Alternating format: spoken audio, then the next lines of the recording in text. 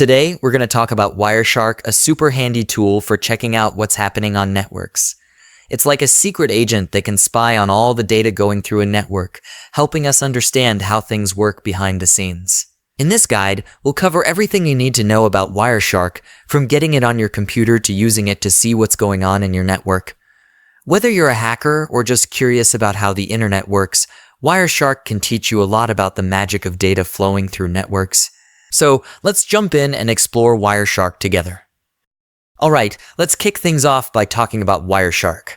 Wireshark is like a detective tool for computer networks. It's free software that lets you peek into the data flowing through a network in real time. Whether it's data traveling through Ethernet, Wi-Fi, Bluetooth, or other types of connections, Wireshark can capture and analyze it all. You can use Wireshark to figure out what's happening on your network, troubleshoot issues, or just learn how network protocols work. It's super handy for tech pros, security folks, and even students studying networking. Now, let's dive into some cool things Wireshark can do. Wireshark works on all major operating systems. Whether you're using Windows, Linux, Mac OS, or Unix, Wireshark has got you covered. Live packet capture. It can capture data as it's happening on the network, giving you real-time insights. Analyze data from other tools. You can analyze data captured by other tools like TCP dump, WinDump, or Tshark. Import and analyze hex dumps. If you're into the nitty-gritty details, Wireshark can handle hex dumps like a champ. Export data in different formats. You can export captured data in various file formats for further analysis.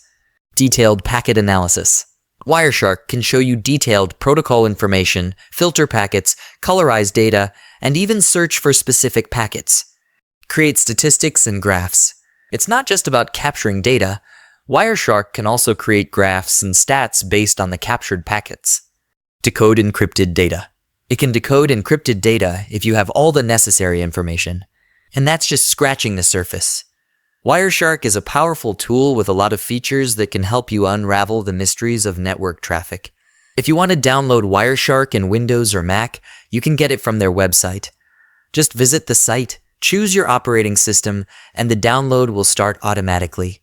If you face any challenges while installing Wireshark on your operating system, don't worry. You can always research solutions online or ask me in the comments section. However, if you're using Kali Linux, you don't need to download Wireshark separately because it comes pre-installed. For those who don't have Kali Linux, you can check out my video guide on how to install it.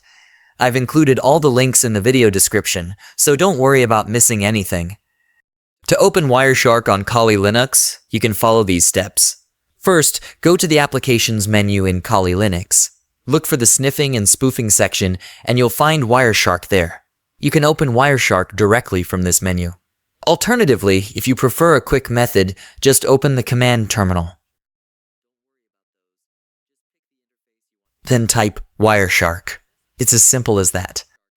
Now, let's choose the interface you want to capture. You'll see a list of interfaces available, some of which may look useful but aren't relevant for our video. Don't worry about those, just pick the interface you want to capture data from.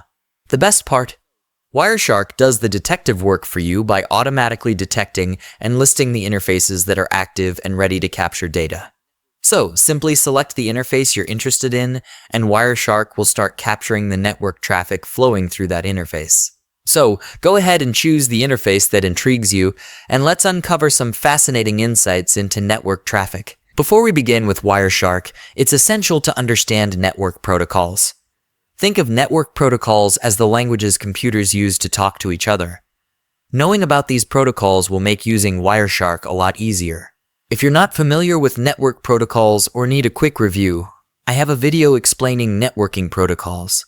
It'll give you a good foundation in networking. Before we dive into capturing our first set of data with Wireshark, let's take a moment to become familiar with its interface. Firstly, there's the menu bar, which acts as the central command center for all the tools and options within Wireshark. It's like the control panel of a spaceship, allowing you to access different functionalities neatly organized, much like navigating through the Applications menu on your computer. Next up is the toolbar, functioning as a quick access toolkit. This toolbar houses commonly used tools, making it easy to find what you need without the hassle of searching through menus. For instance, you can stop capturing or restart captures with just a click. There are also options for automatically following live capturing and more. Next up, we have the filter feature. This is where you can type in specific criteria for what you want to see, and Wireshark will filter the captured packets accordingly. It's a powerful search tool at your fingertips, allowing you to focus on the packets that are relevant to your analysis. For example, let's say you're interested in only HTTP traffic. You can simply type HTTP in the filter box, and Wireshark will show you all the packets related to HTTP communication. This makes it much easier to narrow down your focus and extract the information you need from a large dataset of captured packets. Filters in Wireshark are incredibly versatile and can be based on various parameters such as IP addresses, protocols, ports, packet types, and more. It's a handy tool for pinpointing specific network activities and troubleshooting issues efficiently. As we move along, we encounter the packet list pane. This pane serves as your window into the vast network world. It displays a comprehensive list of packets captured by Wireshark as they travel through the network, giving you a visual representation similar to observing a stream of data flowing by. When you select a packet from the list, the packet details pane becomes your treasure trove of information. It's like peeking inside an envelope to unveil its contents. Here, you'll discover details such as the packet's origin, destination, and the protocols it uses for communication. Now, let's delve into the technical aspect with the bytes pane. This pane reveals the actual data within the packets, showing hexadecimal bytes and their corresponding ASCII values. It's akin to decoding a secret message as it travels through the network, revealing the hidden information. Finally, at the bottom of the interface, we have the status bar, acting as your assistant providing real-time updates. It offers valuable information such as the total number of packets captured, capture duration, and other essential details about Wireshark's activities. This quick overview of the Wireshark interface provides a solid foundation for diving deeper into its functionalities. As we progress in this learning journey, we'll discuss each option in more detail. So, imagine you've selected the right interface in Wireshark, but then you look at the packet list pane and nothing. No packets in sight. It can be a bit frustrating, right? Well, there are a few reasons why this might happen. Firstly, there might not be any network traffic happening at that moment. It's like trying to catch a bus when there aren't any running. Secondly, the packets moving through the network might not be meant for your device, so Wireshark doesn't grab them. It's like trying to eavesdrop on a conversation that's happening too far away. And finally, there's this thing called promiscuous mode. If it's not activated or available in your settings, Wireshark won't capture all the network traffic. Now, when you fire up Wireshark, it might not look super exciting at first glance. But trust me, it's the packets that are flowing around that make it fascinating. Yep, we're talking about capturing packets. That's where the real action is. Alright, let's start our first capturing session. Now that you've got a grasp of the basics of Wireshark and have learned how to install it, I believe you're all set to dive into your first capture. In this section, we're going to walk through initiating your first Wireshark capture. We'll also cover how to save the captured data for future analysis or to share it with others. Alright, let's get started by opening Wireshark. Once Wireshark is open, you'll see a list of available interfaces to capture data from. In my case, I'll choose WN0, but keep in mind that this option might not appear for you if you're not using a wireless network adapter or if your system has different interface names. So, go ahead and select the interface that corresponds to your network setup. Now, you might notice some packets appearing in Wireshark's packet list pane, or you may not see any activity if there's nothing happening on your interface. To test whether Wireshark is capturing data effectively, let's open a browser and search for something. Once you start browsing, Wireshark should start capturing the data packets related to your browsing activity. If you see packets being captured, then well done. You've successfully captured your first set of data using Wireshark. As you can see, there's a lot happening within these packets. But don't worry, we'll dive into understanding these packets later. For now, let's focus on the fact that we've successfully captured data for the first time. Now, let's see how to save these captured packets for later analysis or share them with someone. Simply click on the save icon, and a window will pop up asking you to choose a file name. You can give it any name you prefer. By default, Wireshark saves the file as a PCAP-NG file format, but you also have the option to choose other file types like PCAP or others depending on your needs. This way, you can store and share your captured data easily. Okay, now, I encourage you to pause this video, open Wireshark, capture some packets, and save them with a file name of your choice. Once you've done that, you can come back to this video and continue watching. Capturing packets and working with Wireshark hands-on is a fantastic way to reinforce your understanding and skills. So, go ahead and give it a try. I'll be here when you're ready to continue. Now, let's delve into the different filtering options available in Wireshark. We'll also explore how to create and use different profiles to enhance your packet analysis experience. In the world of Wireshark, filters play a crucial role in refining your packet analysis. They allow you to see precisely what you want to see and capture only the data that's relevant to your analysis, making your workflow more efficient. There are two main types of filters in Wireshark: capture filters and display filters. Let's begin with capture filters. This feature gives you the ability to capture specific packets while discarding others. Capturing packets can be resource-intensive, requiring significant processing power and memory. Therefore, using capture filters helps conserve resources for other tasks and ensures that you capture only the data that meets your criteria.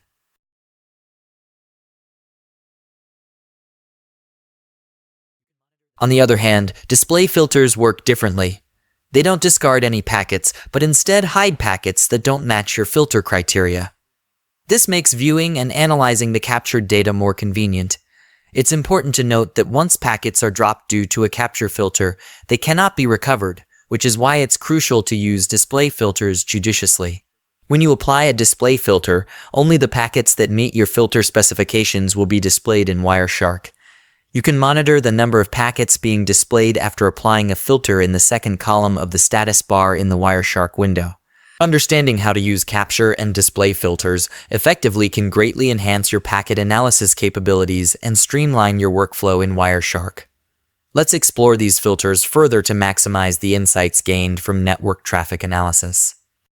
Before we dive into demonstrating filtering options in Wireshark, I want to introduce you to a comprehensive filtering guide. Unfortunately, I can't cover all the filter options available in Wireshark in this video, but fear not. I have an excellent cheat sheet from Station X that will provide you with a wealth of filtering techniques. This cheat sheet is incredibly helpful and covers various filter options that you can apply in Wireshark. It's a fantastic resource to have on hand, especially when you're dealing with complex filtering scenarios. I'll include a link to download this cheat sheet in the video description. I highly recommend reading through it and using it as a reference while working on your network analysis tasks. Let's explore some common filtering options in Wireshark. Imagine you're interested in just TCP traffic. In Wireshark, you can simply type TCP in the filter bar, and voila, it'll show you only TCP packets. This is super handy for analyzing things like web browsing or file transfers. Similarly, if you want to focus on UDP packets, like those used in video streaming or VoIP calls, just type UDP in the filter bar, and Wireshark will filter out everything else, showing you only UDP traffic. Now, let's say you're troubleshooting a web server issue. Typing HTTP in the filter bar will narrow down the packets to just HTTP traffic, making it easier for you to spot any anomalies or errors.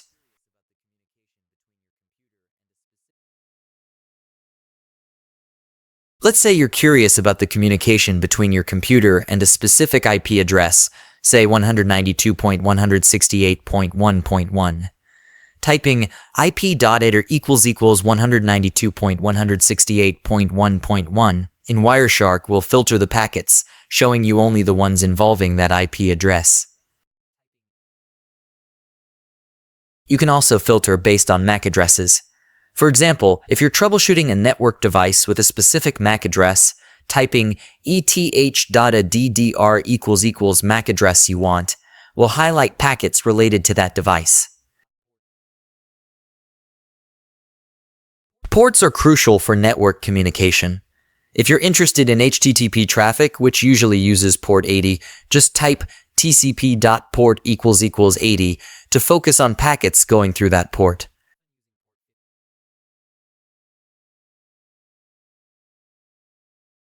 Similarly, if you want to examine DNS queries often using port 53, you can use udp.port == 53 to filter out everything else and see only DNS-related packets. Wireshark also supports logical operators like AND or AND NOT for more complex filtering. For instance, you can combine filters using AND to see TCP packets with a specific IP address, like TCP port == 80 and IP header == 192.168.1.2. The OR operator lets you specify multiple conditions.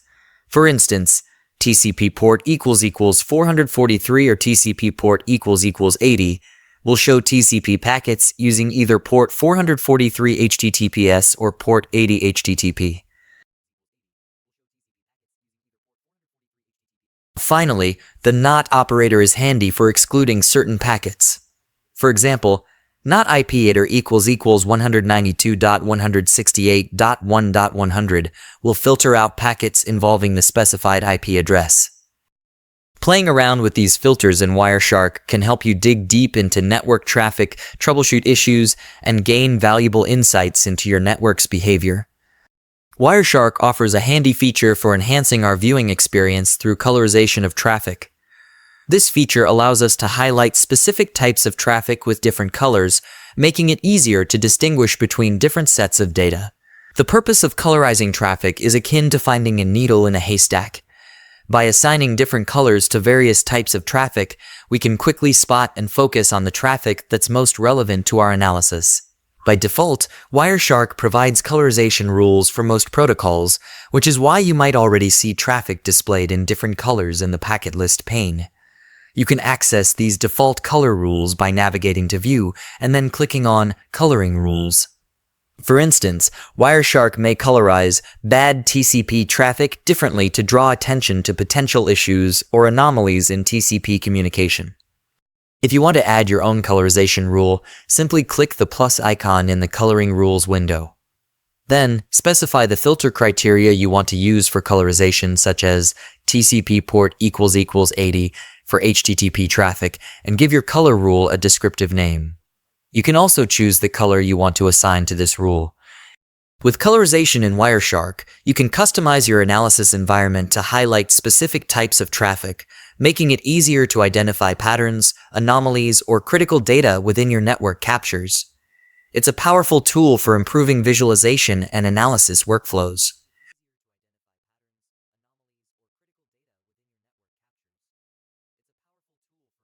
Okay, now one great feature of Wireshark is the ability to use profiles.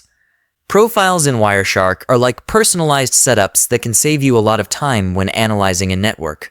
A profile includes various components such as capture filters, display filters, time preferences, column preferences, protocol preferences, color profiles, and more. These components work together to create a customized environment tailored to your specific needs for network analysis. Importing and exporting profiles in Wireshark is straightforward, which is incredibly helpful when working on different networks or systems without your usual tools. You can simply copy and paste the profile configuration files into a specific directory to use them. Here's how you can create a profile in Wireshark. Right-click on the profile column in the status bar. Select New in the pop-up dialog. Give your new profile a name. Click OK to create the new profile. Once you've created a profile, you'll see it activated in the status bar. Any changes you make within this profile, such as creating capture or display filters, adjusting protocol preferences, or changing color settings, will only apply to that specific profile. This means your changes won't affect other saved profiles. By using profiles, you can set up different configurations for specific network analysis scenarios. This flexibility not only saves time, but also makes your tasks more manageable and efficient. Wireshark provides a wealth of statistics related to packets and protocols involved in network communication between hosts. These statistics range from basic metrics to advanced and specific details about the protocols being used. Let's discuss some of the most useful tools available in Wireshark's statistics menu that can help us gain better insights into handling complex network situations on a day-to-day basis. Alright, So the first here we're diving into is the capture file properties. This tab is like a treasure trove of information about the packets you've captured. Here you'll find file. Firstly, when we talk about file properties, we're looking at basic details like where the file is located, how big it is, and some unique and this hashes that help identify the file uniquely. Now, onto the time aspect. We're interested in knowing when the first packet was captured and when the last packet was captured. The elapsed time tells us that the capture lasted for what time. Next up, the capture section tells us about the hardware, operating system, and the software used to capture the data. For example, it mentions an Intel Core i7 processor running Linux, and it was using Wireshark version 4.2.2 to do the capturing. Moving on to interfaces, it's about the specifics of how the data was captured. We're talking about the network interface used, whether any packets were lost during capture, here it's marked as unknown, if any specific filters were applied during capture, here it's none, and the type of network link used, along with the maximum size of packets captured. Lastly, the statistics section is where we get into the nitty-gritty of what was captured. It tells us things like how many packets were captured in total, how many were actually displayed or analyzed, the duration of the capture, and averages like the rate of packets captured per second, the average size of packets, the total number of bytes captured, and the average rates of data capture in bytes per second and bits per second. And if you've added any notes or comments while capturing packets, they'll show up here. It's a great way to jot down observations or reminders for later analysis. You can add comments and save them. So, all this information together gives us a comprehensive view of what was captured, how it was captured, and some statistics about the captured data.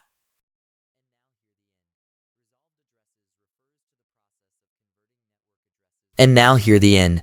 Resolved addresses refers to the process of converting network addresses from their raw format like IP addresses or MAC addresses into human-readable names, such as domain names or device names. This conversion is done using various protocols like DNS for IP addresses and Address Resolution Protocol for MAC addresses.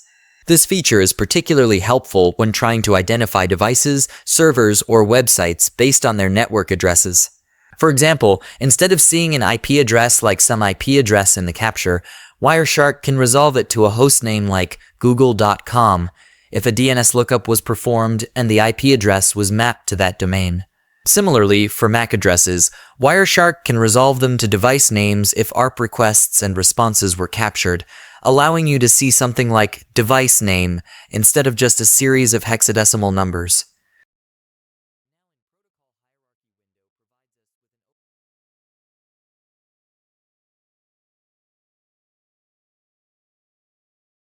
Now in Protocol Hierarchy window provides us with an overview regarding distribution of protocols used in the communication process and how to spot unusual activities in your network that do not follow the benchmark as expected. It's your personal tour guide through the jungle of network protocols. Protocol Hierarchy acts like your lookout tower, giving you a sweeping view of how data moves between hosts. It's like having a radar that scans for any weird stuff happening in your network.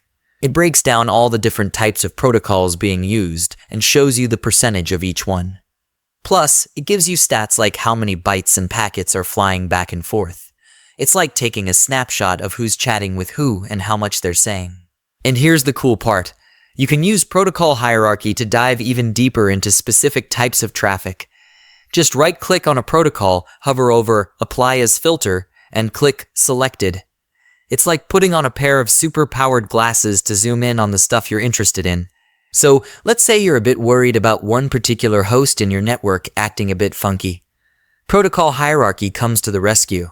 It helps you pinpoint exactly where that strange behavior is coming from and get to the bottom of things.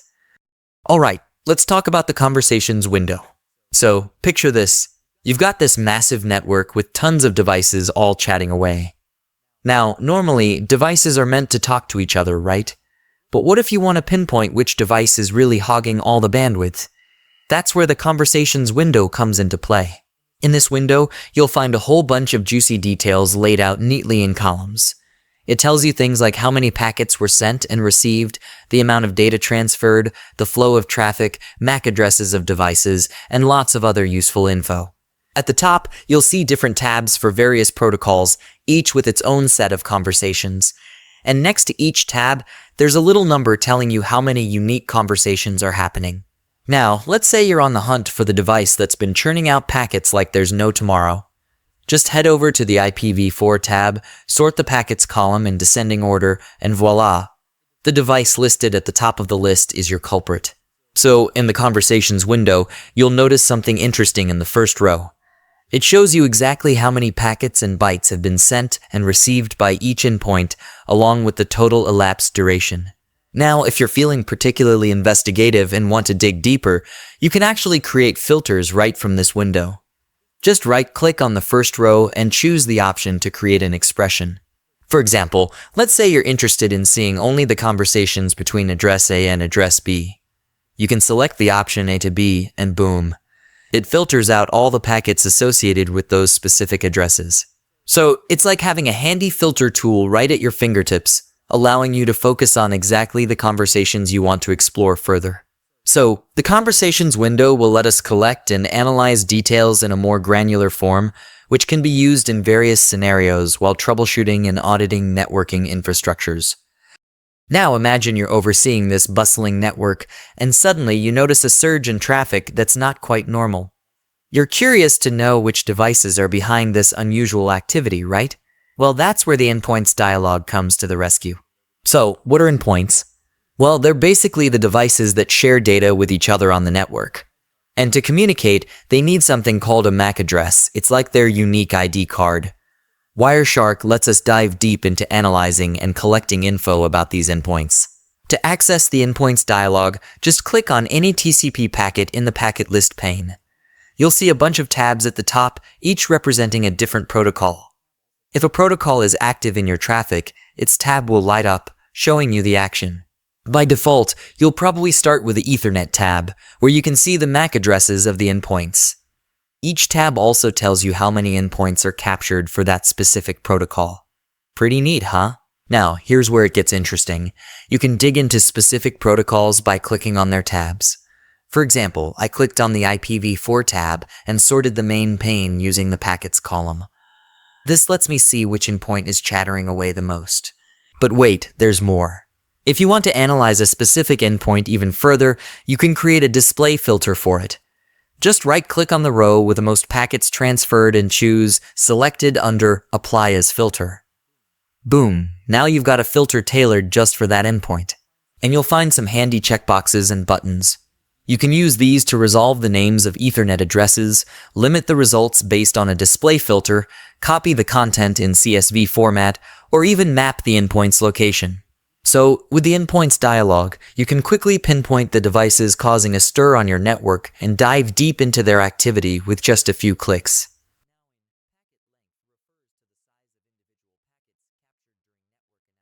Now in packet length refers to the size of individual packets captured during network analysis. It tells us how much data is contained within each packet, including both the information being sent the payload and additional metadata, the header required for routing and processing the data. Understanding packet length is important for several reasons. It helps in monitoring network performance, identifying potential security threats, and ensuring compliance with protocol standards. By examining packet lengths, analysts can spot anomalies, such as unusually large or small packets, which might indicate issues like network congestion, malicious activity, or protocol violations. Alright, now let's talk about I/O graphs. These graphs are like snapshots of the traffic in our network. They help us see the busy and slow times, which can be super helpful for fixing problems or just keeping an eye on things. This graph shows time on the horizontal axis and the number of packets per tick on the vertical axis. If you need to adjust the scale, you can do that too. Now, looking at the graph, it's amazing how quickly we can gather this info from thousands of packets with just a glance at the graph. Below the graph, you'll find some tools and filters. Let's say we want to focus on just the UDP traffic and plot it with a red line. Easy peasy. We just type UDP in the filter box, deactivate graph 1, and activate graph 2. Voila! Now we have a graph showing only UDP traffic. Looking at this new graph, we can see that most of the UDP action happened. If we want to compare DNS and TCP traffic, we can do that too. It's like looking at two sides of the same coin. Comparing things helps us learn more effectively. Alright, let's see service response time. This feature is like having a stopwatch for different services or protocols. It tells you how long it takes for them to respond when they're pinged. So if you're wondering why a certain service is lagging or being sluggish, this tool can give you the scoop. It's like timing how quickly your favorite restaurant brings out your order. You want it fast, right? Similarly, in the digital world, we want our services to respond promptly to keep things running smoothly. Next, we have DHCP or boot-up statistics. This shows us stats related to DHCP or Dynamic Host Configuration Protocol traffic. Basically, it's about how devices on a network get their IP addresses. Then, there's Net Perf Meter statistics. This probably has to do with measuring network performance. Moving on, we have ONCRPC programs. This provides information about ONCRPC Open Network Computing Remote Procedure Call programs, which are used for communication between networked computers. Next, let's talk about 29 West. This is a protocol or service that's often associated with messaging or data distribution. It's commonly used in financial markets and high-performance computing environments for fast and reliable data transfer. If my understanding of 29 West is incorrect, or if you have more information about it, please feel free to share in the comments. After that, we have a NCP, which stands for Access Node Control Protocol. It's used in broadband networks to manage access nodes. Then there's BACnet. BACnet in Wireshark refers to the BACnet or Building Automation and Control Networks Protocol, which is commonly used in building automation systems for controlling and monitoring devices such as HVAC systems, lighting, access control, and more.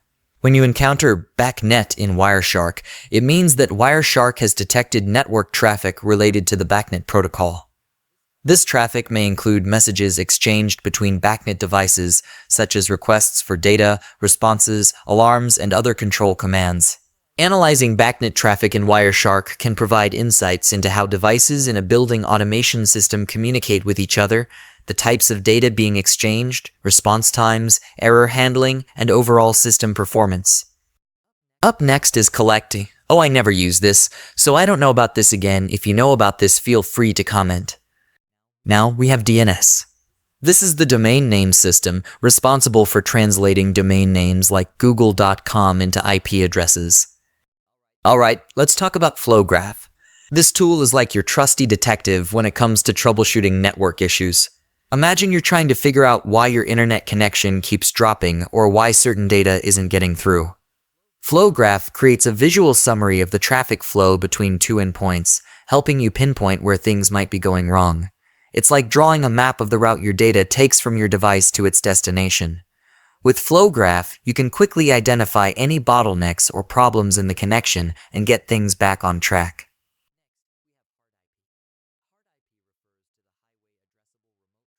Next, we have HART-IP. HART-IP refers to the Highway Addressable Remote Transducer over IP protocol.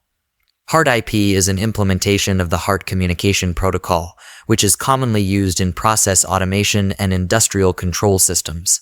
HART, or Highway Addressable Remote Transducer, is a communication protocol that allows digital communication with smart field devices such as sensors, actuators, and controllers in industrial applications.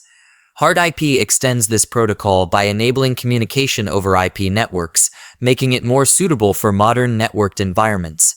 HART-IP in Wireshark could include data exchange between devices, configuration commands, status updates, and other communication activities specific to the HART protocol implemented over IP networks.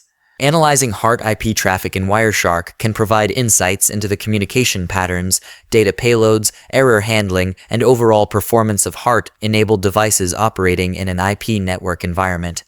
It can be valuable for troubleshooting, monitoring, and optimizing HART-based systems in industrial settings. Then there's HP feeds. To be honest, I'm not too familiar with this one too.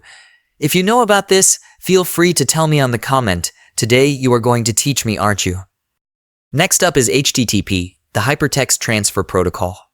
This is what's used for communication on the web. Following that, we have HTTP2. This is a newer version of HTTP with some fancy features like multiplexing. Next, there's SAMA-time. SAMA-time is used for real-time collaboration and communication within organizations. SAMA-time is a messaging and conferencing protocol developed by IBM, similar to platforms like Microsoft Teams or Slack. When you encounter SAMA-time in Wireshark, it typically means that Wireshark has detected network traffic related to IBM SAMA-time communications. This could include messages, file transfers, audio-video calls, screen sharing, and other collaborative activities facilitated by the SAMA-time protocol. Analyzing SAMA-time traffic in Wireshark can provide info into how users are interacting, the types of data being exchanged, and any potential issues or optimizations related to SAMA-time communication within the network. Alright, let's dive into TCP stream graphs. These are basically visual representations of TCP streams, showing us how data moves over a TCP connection. To get started, just pick any TCP packet from your list and open the static view. When you hover over these TCP stream graphs, you'll see 5 options. Let's quickly discuss each one. First up is the time sequence graph. This graph gives us a chronological view of packets being sent and received, almost like peeking into a timeline of data events. Now, let's break down what you'll see in this graph. The x-axis represents time in seconds, while the y-axis shows the TCP sequence number. These sequence numbers increase with each packet sent, based on the data size. Looking at the graph itself, you'll notice 3 lines. The line labeled TCP data segment shows the actual data being transmitted. A longer line here indicates more data in that packet. Below that is the ACK stream, indicating acknowledgments for received segments. And at the top, we have the client receiving window, showing how much data the client can handle at a time. The distance between the client receiving window line and the TCP segment line is the window size. A closer gap means less buffering capacity, while a wider gap means more buffering.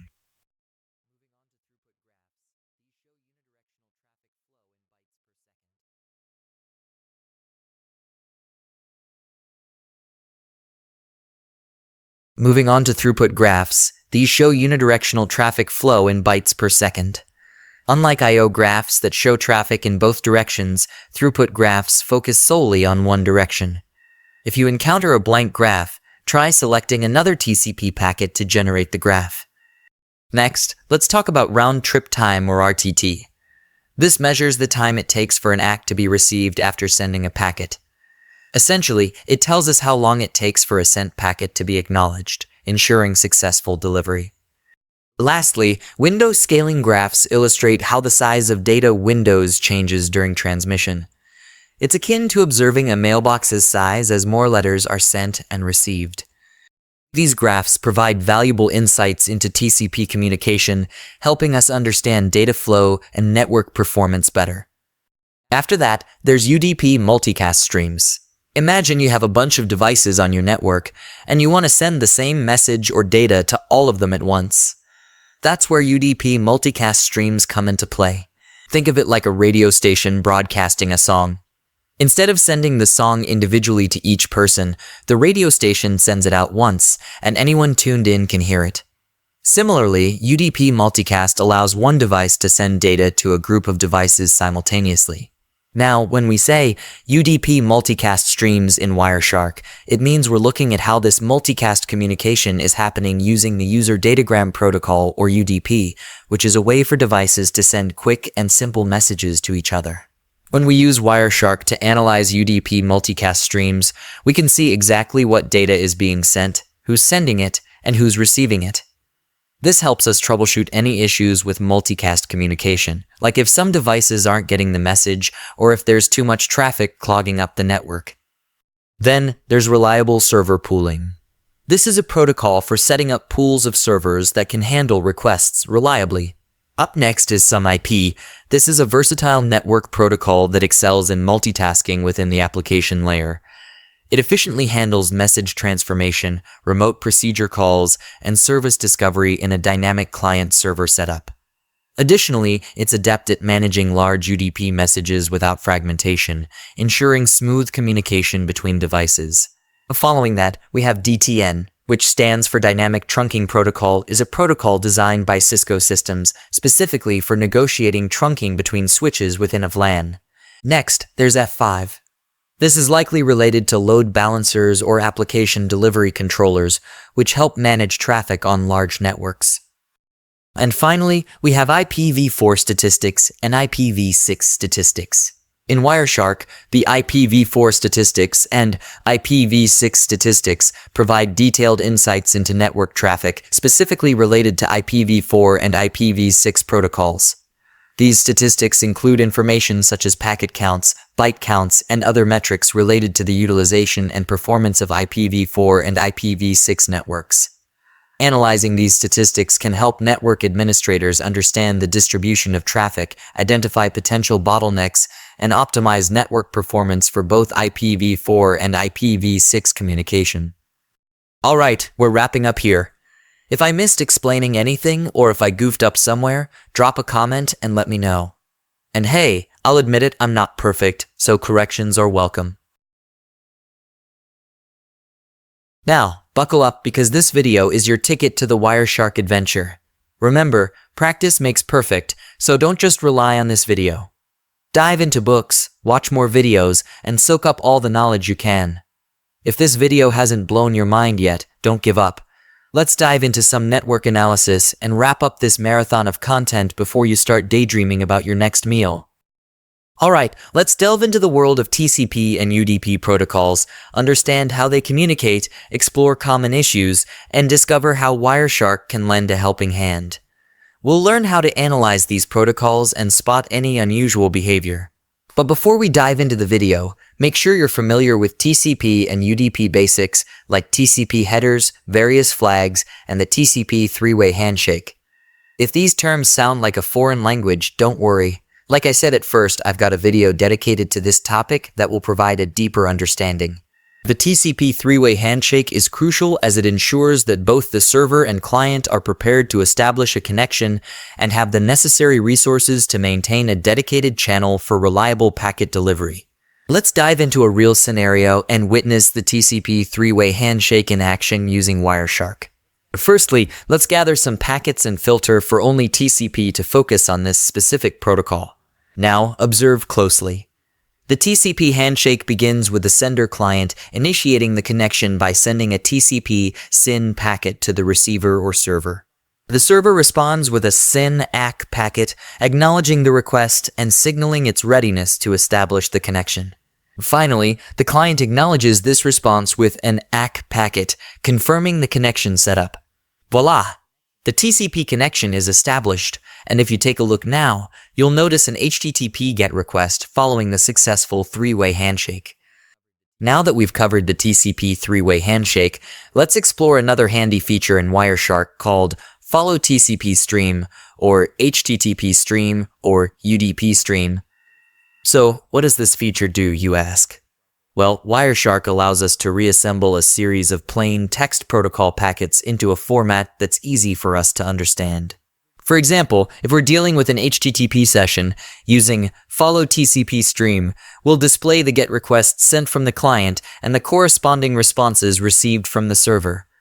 To access this feature, simply right-click, hover over Follow, and then select either HTTP Stream or TCP Stream, depending on the protocol being used. When dealing with HTTP, most of the content will be displayed in plain text, making it easier to analyze. However, if the protocol is HTTPS, where encryption is used, you'll likely see ambiguous text due to the encryption. Don't worry, we'll discuss decrypting HTTPS traffic in an upcoming video, but not now. The Follow TCP Stream option is incredibly useful for troubleshooting HTTP sessions, as well as other application layer protocols. In the dialog box, you can choose to view either side of the communication or the entire communication between the client and server simultaneously. Moreover, at the bottom of the dialog, there's a drop-down menu where you can select different formats such as ASCII, EBCDIC, hexdump, and C arrays. This allows you to view the data in various formats instead of just the raw data, making analysis more comprehensive and insightful. If you want to save the content shown in the dialog, then click on Save as then give it a name. Now it will save the content in a simple text format. Similarly, and if you want to view everything except the Follow TCP Stream packets that you are viewing currently, then click on Filter out this stream. To close the dialog, click on Close. Now I want you to imagine you're trying to communicate with a server, but the server daemon or the software running on the server to handle requests is not running. This means the server is not actively processing requests and cannot respond to your client's attempts to establish a connection. In such a scenario, your client will send SYN or synchronized packets to the server, indicating its intent to start a communication session. However, since the server is not available to respond, it sends back RST or reset packets in response to each SYN packet it receives. The RST packets essentially inform your client that the connection cannot be established because the server is not operational or reachable. When you analyze this situation using Wireshark, you'll notice a series of SYN and RST packets exchanged between your client and the non-responsive server. Each SYN packet represents an attempt by your client to establish a connection, and each RST packet signifies the server's inability to respond, leading to the termination of the connection attempt. It's important to note that modern web browsers often attempt multiple connections to a server when faced with a non-responsive or closed socket. This is why you may observe multiple SYN and RST packets in Wireshark, corresponding to the browser's repeated connection attempts at specific intervals. One of the common scenarios that falls under this category is the situation where a connection is lost or an unsuccessful connection attempt is made, as we've previously analyzed in the section about RST packets. However, there are several other examples of network issues that you might encounter and need to troubleshoot using Wireshark. For instance, high latencies can occur due to long-distance communications or when traffic gets queued up, causing delays in data transmission. To analyze and identify such problems effectively, you can utilize the time column in Wireshark by sorting it. This allows you to easily spot large time gaps between packets at the top of the list pane, indicating potential latency issues. Another example scenario involves a malicious user attempting a port scan on your network. In response, your firewall may send RST packets to the user to thwart the attack, or because the targeted port is closed. A port scan generates a significant amount of traffic, which can be observed as noise in the Wireshark list pane. Now I am demonstrating a port scan initiated using Nmap from another device. Our machine responded with RST packets because the scanned port was closed. This interaction between the scanner and our machine provides valuable insights into potential security threats, highlighting the importance of monitoring network traffic for anomalies. Additionally, Wireshark allows you to analyze various connection behaviors, TCP headers, packet flags, and sequence acknowledgement or SecAC numbers. With a clear understanding of these fundamentals, you can easily detect and investigate unusual traffic patterns that may indicate network issues or security threats. It's essential to note that while Wireshark provides powerful analysis capabilities, there is no automated tool that can automatically detect and alert you to all traffic anomalies. Customizing your environment and staying vigilant during network monitoring are crucial steps in ensuring the security and efficiency of your network operations. While we've covered some aspects of TCP analysis here, it's important to note that this isn't an exhaustive exploration of TCP analysis. There's a wealth of information and techniques related to TCP and other protocols that can be explored in much greater detail. If you're interested in delving deeper into the analysis of specific protocols using Wireshark, such as TCP, UDP, HTTP, and others, I can create dedicated video tutorials for each protocol. These videos would provide a comprehensive understanding of how to interpret and analyze protocol-specific data captured by Wireshark. So, if you're interested in a comprehensive exploration of protocol analysis using Wireshark, let me know, and I'll be happy to create these informative and engaging video tutorials for you to further enhance your skills and understanding in network analysis. Now, let's delve into a brief overview of UDP or User Datagram Protocol. UDP is a connectionless protocol known for its efficiency in transmitting real-time data between hosts. It's often referred to as an unreliable form of communication because it doesn't ensure the delivery of packets. In UDP, any lost packets are not retransmitted, as the sender is not informed about dropped or discarded packets during transmission. However, several important protocols like DHCP, DNS, and others rely solely on UDP.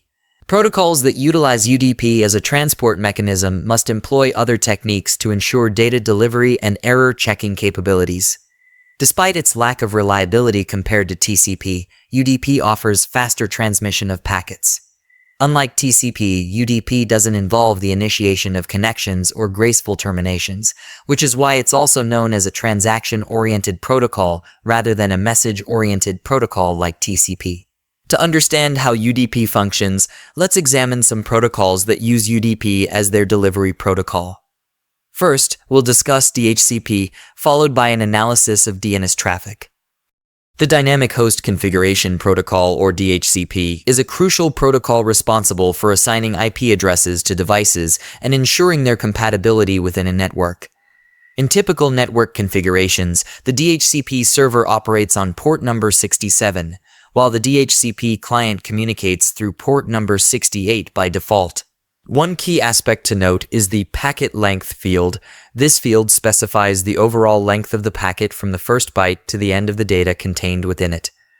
Within a packet of, for example, 308 bytes, 8 bytes are allocated for the UDP header, leaving 300 bytes for the application data that follows. When a device undergoes a power cycle, it initiates a DHCP request to the DHCP server to obtain an IP address. This action generates several packets related to the DHCP process, including requests, releases, offers, and other associated communications. These packets utilize UDP as the transport mechanism for their transmission within the network infrastructure. Analyzing DNS or domain name system traffic in Wireshark based on UDP involves examining the packets exchanged during DNS queries and responses.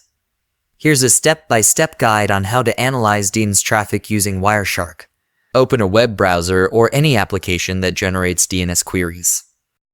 Enter a domain name in the browser's address bar, for example com, and press enter. This action triggers a DNS query to resolve the domain name into an IP address. After performing the DNS query, return to Wireshark and stop the packet capture by clicking on the red Stop button. Apply a filter to display only DNS packets in the captured traffic. Enter DNS in the display filter bar and press enter. This filter will show only DNS-related packets. Look for DNS query packets typically with a DNS query transaction ID in the captured traffic. These packets indicate the domain name being queried. Locate DNS response packets corresponding to the DNS queries. These packets contain information such as the resolved IP address of the domain queried.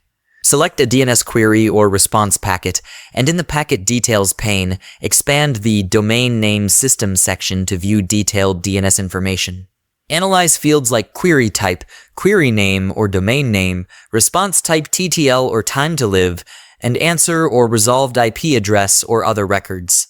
Pay attention to DNS flags such as query response, recursion desired, recursion available, and response code. These flags provide insights into the DNS transaction and any issues encountered. Use Wireshark's Follow feature to track DNS transactions. Right-click on a DNS query packet, select Follow, and choose UDP stream or DNS. This view helps in analyzing the complete DNS conversation between client and server. DNS responses may include additional records like NS or name server, CNAME or canonical name, MX or mail exchange, and text records. Examine these records for comprehensive DNS analysis. I hope you've gained a basic understanding of Wireshark from this video. However, I want to acknowledge that this video isn't a comprehensive guide on Wireshark. Unfortunately, I'm limited in time as I'm also creating a course and have a busy schedule. However, I'll do my best to cover each protocol in Wireshark in future videos. If you're interested in overviews of other tools or topics, please leave a comment below. Thank you for watching, and if you're eager to delve deeper into cybersecurity and hacking techniques, consider subscribing. If you want CRN Map full guide, click this. See you next time.